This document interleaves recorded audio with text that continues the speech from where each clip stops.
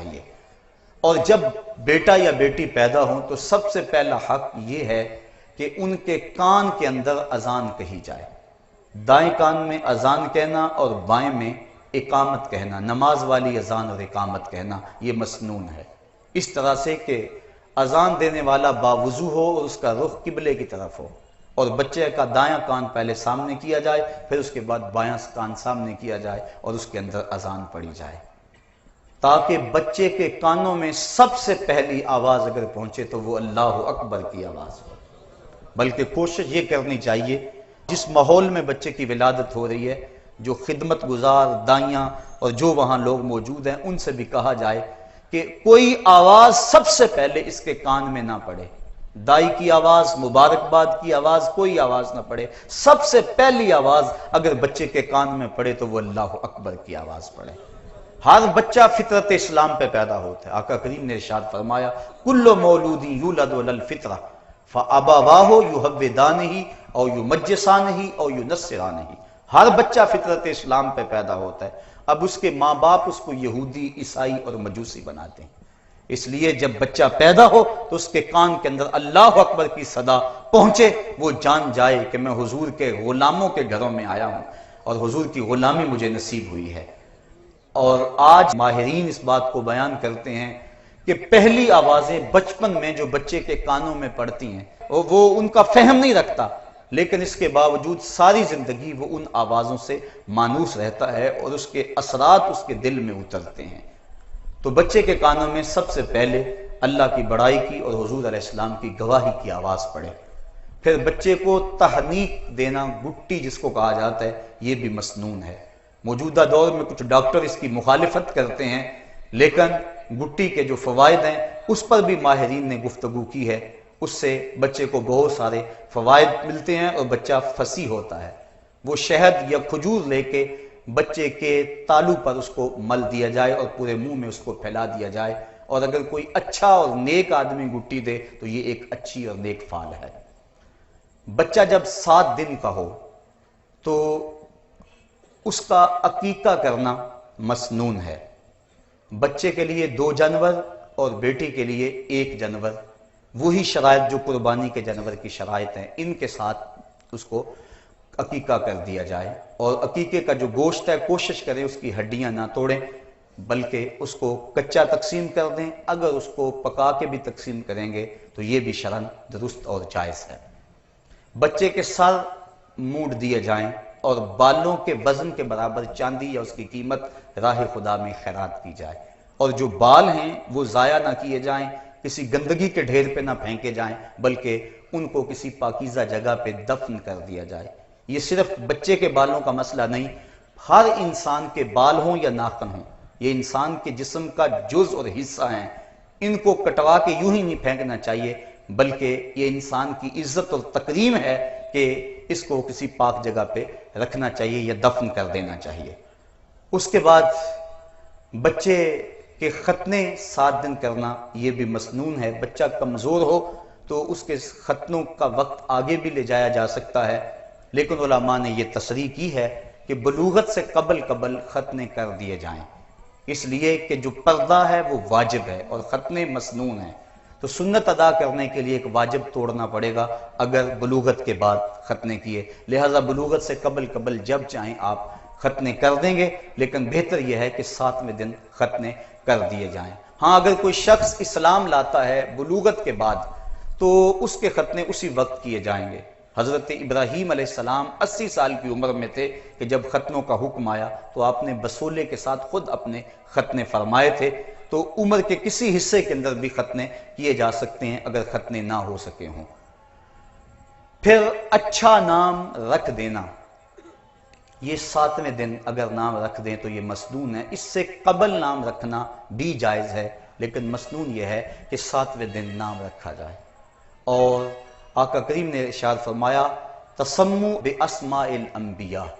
اپنے بیٹوں کے نام نبیوں کے ناموں پہ رکھیں،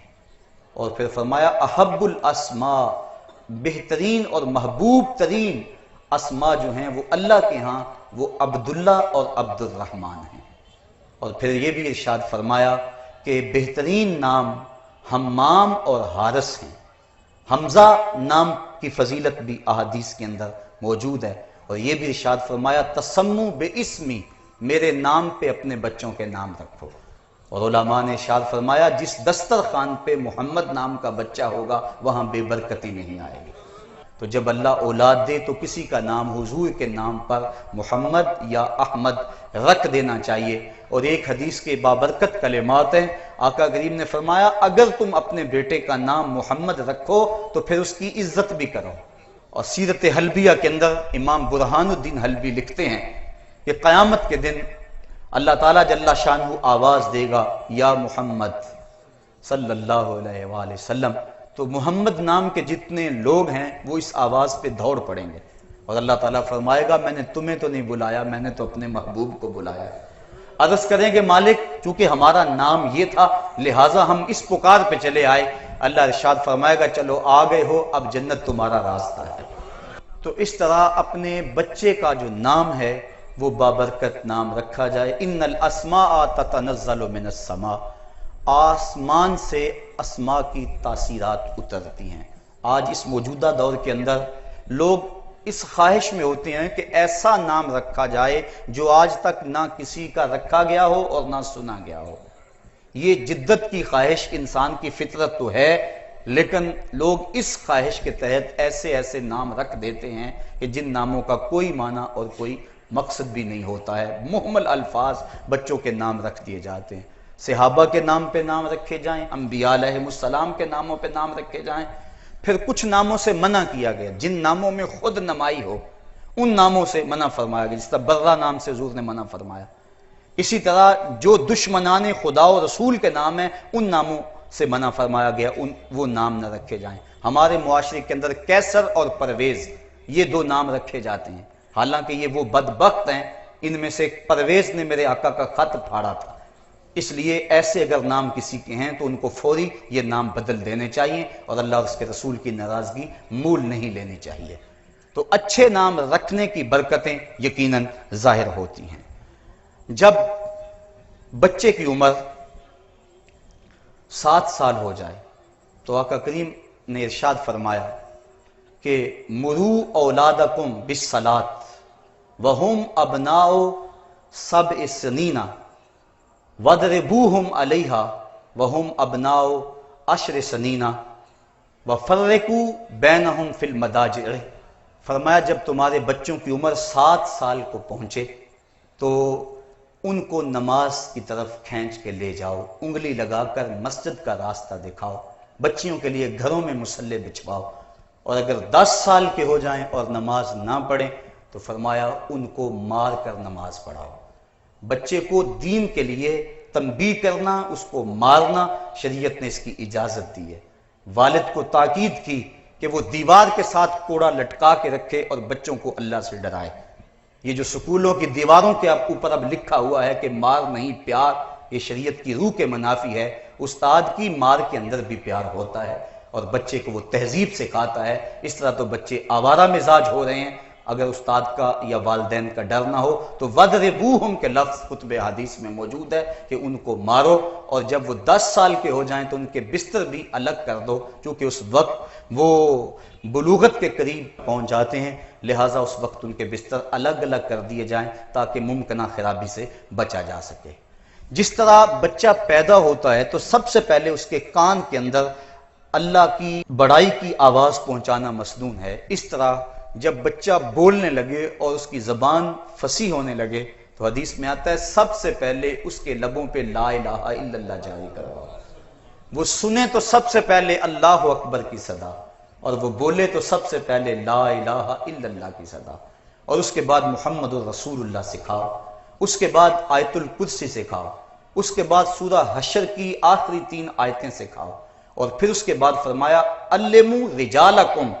سورۃ المائدہ وعلموا نساءکم سورۃ النور، اور جو مرد ہیں لڑکے ہیں انہیں سورہ مائدہ سکھاؤ، اور جو لڑکیاں ہیں انہیں سورۃ النور سکھاؤ۔ اور پھر آقا کریم علیہ السلام نے یہ بھی ارشاد فرمایا کہ اپنی اولاد کو کتابت سکھاؤ، علموہ الکتابہ، ان کو کتابت سکھاؤ، لکھنا سکھاؤ، والسباحہ، اور ان کو تیرنا سکھاؤ، والرمایا، اس کو تیر اندازی سکھاؤ، اور ایک روایت میں ہے گھڑ سواری سکھاؤ، ان کو گھوڑے پہ بیٹھ کے سفر کرنا ان کو سکھاؤ، اور فرمایا ان کو سوائے پاکیزہ کے کوئی اور رزق نہ دینا۔ یہ تمہارا تحفہ ہے جو تم اپنی اولاد کو دے سکتے ہو۔